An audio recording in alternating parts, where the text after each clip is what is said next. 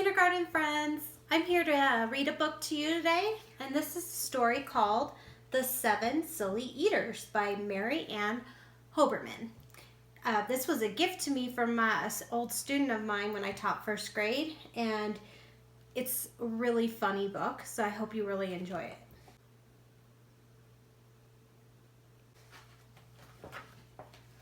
The Seven Silly Eaters by Mary Ann Hoberman. Not so long ago, they say, a mother lived just like today. Mrs. Peters was her name. Her little boy was named the same. Now Peter was a perfect son in every way, except for one. When Peter was just 1 year old, he did not like his milk served cold. He did not like his milk served hot. He liked it warm, and he would not drink it if he was not sure it was the proper temperature. Oh my. But Mrs. Peters did not mind. She was a mother, sweet and kind, and when his milk spilled on the floor, she patiently prepared some more. She'd take the bottle from the shelf and chuckled softly to herself. What a silly sort of eater is my darling baby Peter. Do you guys hear all the rhyming? I do.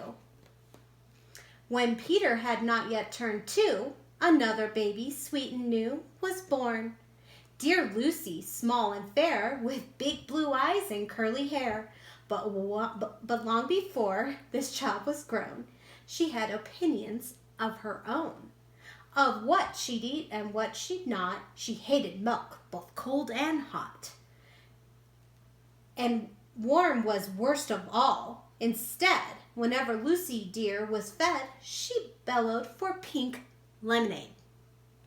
Not from a can. Oh no, homemade. But Mrs. Peters did not mind. She squeezed each lemon to its rind, while mopping milk up from the floor and patiently preparing more. She'd take the lemons from the shelf and giggle softly to herself. What a silly pair of eaters are Lucy dear and Peter Peters. Now Lucy grew and Peter grew, till he was 3 and she was 2. And who was 1?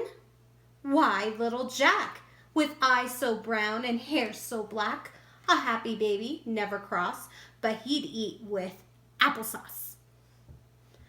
Peeling apples by the pound, Mrs. Peters faintly frowned. She'd take the apples from the shelf and murmur weakly to herself, what a silly bunch of eaters are Lucy, Jack, and Peter Peters. That's 3 different things she's having to make so far. Are you guys counting? Oh my. Peter, Lucy, and young Jack had another brother, Mac. Mac was charming, round and plump, but if his oatmeal had a lump, Mac would dump it on the cat. Mrs. Peters hated that. But since she loved her children 4, she'd strain the oatmeal 2 times more. She'd take it from the pantry shelf and mumble sadly to herself, what a foolish group of eaters are my precious little Peters. Before another year was through, who came along? Why, Mary Lou! She was darling, sweet and bright, and had a healthy appetite. That is, as long as she was fed soft and squishy homemade bread. Poor Mrs. Peters got no rest, but still she did her very best. She'd take the flour from the shelf and mutter feebly to herself, what a fussy bunch of eaters are my lovely little Peters. A year rolled by. The children grew. They really are a splendid crew, sighed Mrs. Peters, pinning pins and diapering her brand new twins.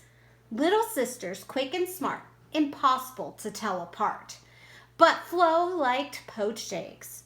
Fran liked fried. If she mixed them up, they cried. Tired up to the very bone, Mrs. Peters groaned a groan. She'd take the eggs down from the shelf and whisper weakly to herself, "What pert, snickety young eaters are my 7 little Peters."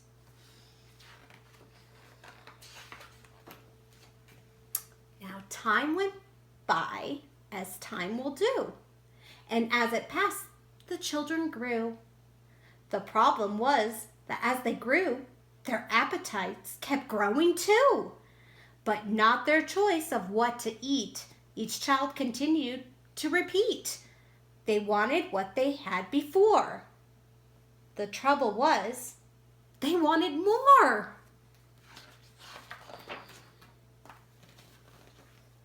Creamy oatmeal, pots of it. Homemade bread, and lots of it. Peeling apples by the peck. Mrs. Peters was a wreck. Oh no, poor Mrs. Peters.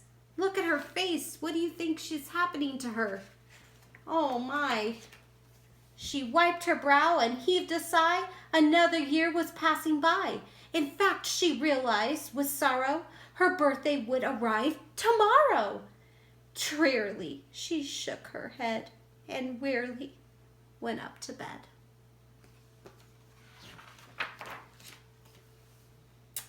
She thought the children had forgot her special day, but they had not. At the crack of dawn, they all began to carry out their secret plan. Mrs. Peters would be fed a birthday breakfast in her bed, a breakfast made of all the foods that kept them in such happy moods. So while their weary mother slept, down the stairs the children crept, and from the cupboards and the shelves, happily they helped themselves. Cheerfully they chopped and stirred, preparing what they each preferred, but despite the pains they took, since nobody knew how to cook, to measure things or make them hot, the more they tried, the worse it got. First, Mac's oatmeal turned out lumpy, which made poor Mac turn grim and grumpy. In fact, the lumps got him so cross, he dumped them in Jack's applesauce.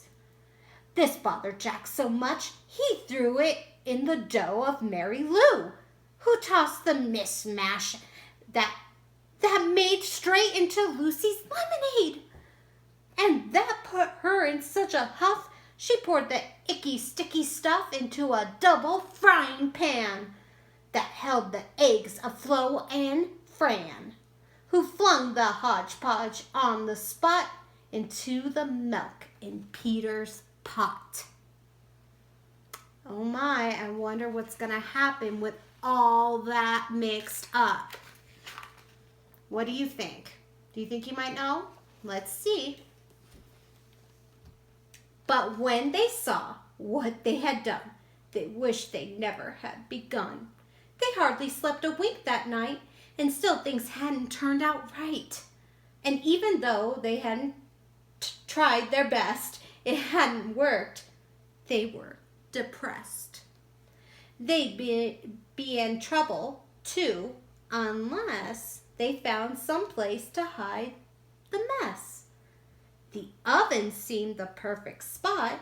They all forgot it still was hot, very hot.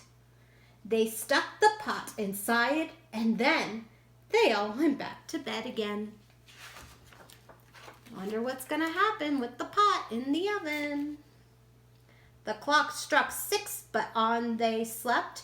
Meanwhile, their mother softly stepped down to the kitchen, smelled a smell. What could it be?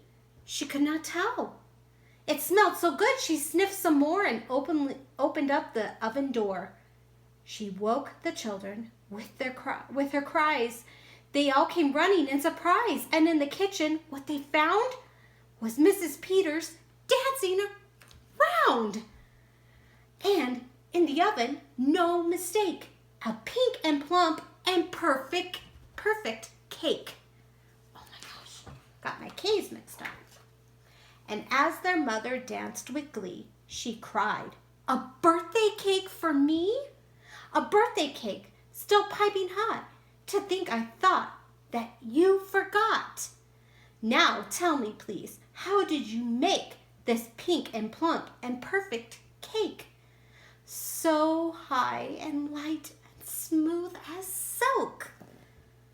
"It's smooth as silk from all my milk," said Peter. Lucy said, "It's pink from all my lemonade, I think." "And from my apples," added Jack. "My oatmeal made it soft," said Mac. "My bread dough, too," said Mary Lou. Said Fran and Flo, "as for its size, it was our eggs that made it rise." Then everybody sniffed some more and danced around the kitchen floor.